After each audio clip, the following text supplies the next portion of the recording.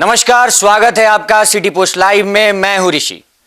हम बाइक नहीं छोड़ेंगे, शाम में बड़ा बाबू 5,000 मांगेंगे तो कहां से देंगे। ये शब्द किसी आम दलाल के नहीं बल्कि कानून के रखवाले एक दरोगा के हैं, जो अब एक वायरल ऑडियो के जरिए बेनकाब हो चुके हैं।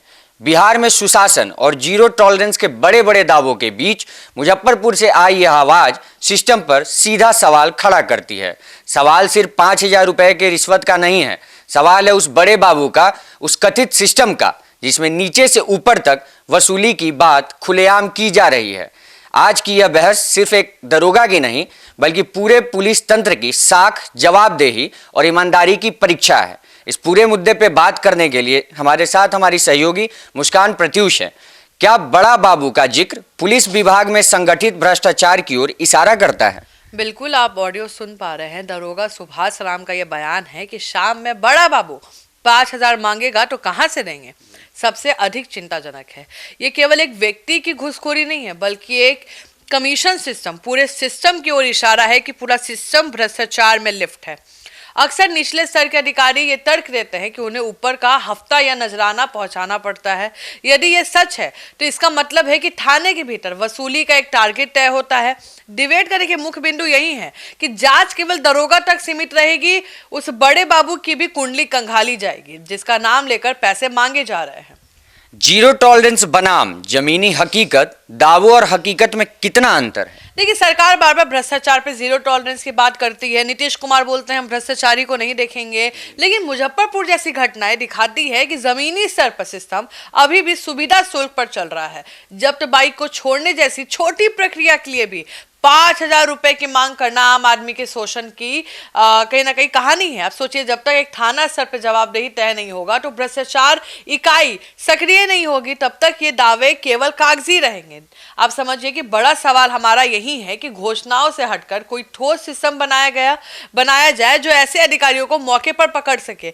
ये ऑडियो वायरल होता है, ये ऑडियो सोचिए वायरल हो रहा है और अब जाके इसके ऊपर कार्रवाई हो रही है, इस पर बयान आ रहे हैं। लेकिन सोचिए कि तो आज वायरल हुआ, इसके पहले कितने बार कितने लोगों से कैसे पैसे लिए गए होंगे उस बड़े बाबू को देने के लिए, और खुद का भी तो कुछ कमीशन रखा होगा। ऐसा थोड़े कि सब बड़े बाबू को दे रहे हैं। क्या केवल निलंबन या लाइन हाजिरी करना पर्याप्त सजा होगा? अक्सर ऐसे मामले में पुलिस विभाग आरोपी और अधिकारी को निलंबित कर देता है, लेकिन ये विभागीय जांच बैठा देता है। लेकिन क्या अपराधियों के मन में डर पैदा करने के लिए काफी है? उससे क्या होगा कि भाई कोई और जो ऑफिसर आएगा उसको देंगे। कई मामलों में देखा गया है कि कुछ महीनों बाद अधिकारी वापस किसी दूसरे थाने में तैनात हो जाते हैं। भ्रष्टाचार के ऐसे मामले में प्रिवेंशन ऑफ कॉर्पोरेशन एक्ट, कहीं ना कहीं करप्शन एक्ट माफ करिएगा, के तहत सख्त जेल और सेवा से बर्खास्त जैसे कदम उठाने की जरूरत है। अगर आज 5,000 मांग रहे हैं तो कल होता है 50,000 मांगेंगे, आगे जाके 5 लाख मांगेंगे। तब समझिए कि सजा इतनी कठोर होनी चाहिए। वो कठोर क्यों नहीं है? दूसरा कोई ऐसा करने की हिम्मत ना करे। ऐसे अधिकारी बनेंगे तब जनता के अंदर थोड़ी सी हिम्मत आएगी कि भाई हम किसी के खिलाफ कंप्लेन कर सकते हैं। ये तो गरीब लोग हैं, किसी बड़े आदमी का ये गाड़ी जब्त कर लेंगे, उनसे 5,000 रुपया मांगने का हिम्मत होगा इनसे? तो ये सारे कानून, सारे भ्रष्टाचार सिर्फ गरीब आदमी के लिए है, गरीब आदमी को शोषण करने के लिए है। तो आदमी फिर कहाँ जाएगा? फिर कंप्लेन लगाएगा मंत्री जी से, मंत्री जी फिर वापस उसी अधिकारी के पास भेज देंगे कि तुम देख लो जो, तो बड़े बाबू के पास आ जाएगा। बड़े बाबू फिर फटकार लगाएंगे छोटे अधिकारी को कि मेरा नाम कैसे आ गया, कैसे देख रहे हो, कैसे काम कर रहे हो। तो इसमें पीस कौन रहा है? छोटा भ्रष्टाचारी जो नीचे लेवल पे है। अब सच ये बड़ा सवाल उठा रहा है कि भ्रष्टाचार हर लेवल पे कैसे निकल रहा है। ये मुजफ्फरपुर की घटना नहीं है, ये हर थाने की घटना है।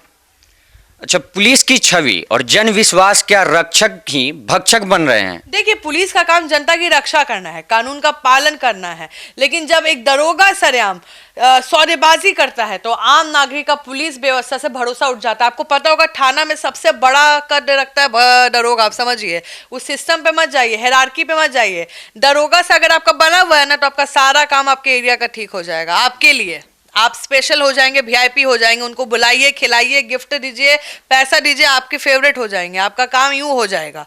तो सोचिए, दरोगा लोग का ये हाल है तो आम नागरिक पुलिस व्यवस्था पे कैसे भरोसा करेगा? उठ जाएगा। लोग थाने से जाने से डरते हैं कि उन्हें लगता है कि वहां न्याय नहीं बल्कि बोली लगती है कि ये काम करवाना है तो ये लगाओ। बेटी गायब हो गई, अरे बेटी बॉयफ्रेंड के साथ गई होगी पैसा तो हम देखते हैं कुछ हो सकता है कि नहीं। तो समाज में अराजकता को जन्म देती है। क्या पुलिस विभाग के पास अपने अधिकारियों की साख की जांच करने की कोई आंतरिक तंत्र नहीं है? ये सवाल डिबेट में कहीं ना कहीं इसीलिए हम उठा रहे हैं क्योंकि ये बड़ा सवाल है। बिहार में बात होता है, सुशासन की बात हो रही है कि बदमाश को 3 महीने में हम राज छोड़वा देंगे। अरे सर, आपके सिस्टम में जो बैठा है उसको तो देखिए, उसको तो निकालिए।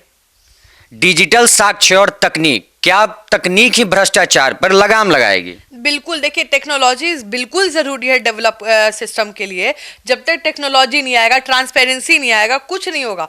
जैसे ही बाइक कोई पकड़ता है किसी गलत तरीके से, मान लीजिए आपका बाइक का नंबर नहीं है, नंबर प्लेट नहीं है, लाइसेंस नहीं है, उसी टाइम सिस्टम में आ जाना चाहिए कि ये बाइक इतने टाइम पे इस कारण से हुआ है, इसको छुड़वाने का वो भी लीगल होना चाहिए कि भाई आप ऑनलाइन ही डाल दीजिए, जो सरकार के पास जाएगा, ना कि किसी के जेब में जाएगा। तो सोचिए, इस मामले में ऑडियो रिकॉर्डिंग ने तो सच सामने लाया। नहीं तो ये मानते हैं कि हम ऐसा बोले हैं, उल्टा उसको ऊपर केस हो जाता है कि हमको गलत फंसा रहा है। आज के दौर में स्मार्टफोन रिकॉर्डिंग तकनीक भ्रष्टाचार के खिलाफ सबसे बड़ा हथियार बन गई है। क्या सरकार को थाने में ऑडियो विजिलेंस सीसीटीवी अनिवार्य नहीं कर देना चाहिए? बहुत लोग करवाते हैं, सीसीटीवी में एक एक आवाज जाता है, वो सिस्टम करिए भाई। इतना पैसा है आपके पास, अगर आपका सिस्टम ही खराब चलेगा तो जनता कहाँ जाएगी? तो सीधे मुख्यालय से जोड़ दे, जो विजुअल है सीसीटीवी है, सीधे मुख्यालय से जोड़ दे। भ्रष्टाचार रोकने के लिए पुलिसिंग में तकनीक का इस्तेमाल बढ़ाना और बॉडी कम जैसे उपकरणों का अनिवार्य करना कहीं ना कहीं बहुत जरूरी है। और मुझे लगता है कि सिस्टम पे आपको देखिए, बहुत अधिकारी हैं जो अच्छे काम करते हैं, मैं सारे अधिकारियों की बात नहीं कर रही हूँ। बहुत अधिकारी हैं जो बिहार का नाम रोशन कर रहे हैं, बिहार में काम कर रहे हैं, बिहार में कहीं ना कहीं अपनी सही मार्गदर्शन दे रहे हैं। लेकिन कई ऐसे अधिकारी, ज्यादा अधिकारी कई ऐसे हैं जो बदमाशी कर रहे हैं, जिनको पता है कि हम यहाँ बैठे हैं, मेरा कौन क्या उखाड़ सकता है, उस हिसाब से वो भ्रष्टाचार करते हैं। बिहार में सुशासन और जीरो टॉलरेंस के दावे के बीच मुजफ्फरपुर जिले से एक शर्मनाक मामला सामने आया है, जहां कानून के रखवाले ही कानून की धज्जियां उड़ाते कैमरे या यूं कहें कि ऑडियो रिकॉर्डिंग में कैद हो गए हैं। पूरा डिबेट आपने सुना, आप अपनी प्रतिक्रिया हमें जरूर दें कमेंट बॉक्स में। धन्यवाद।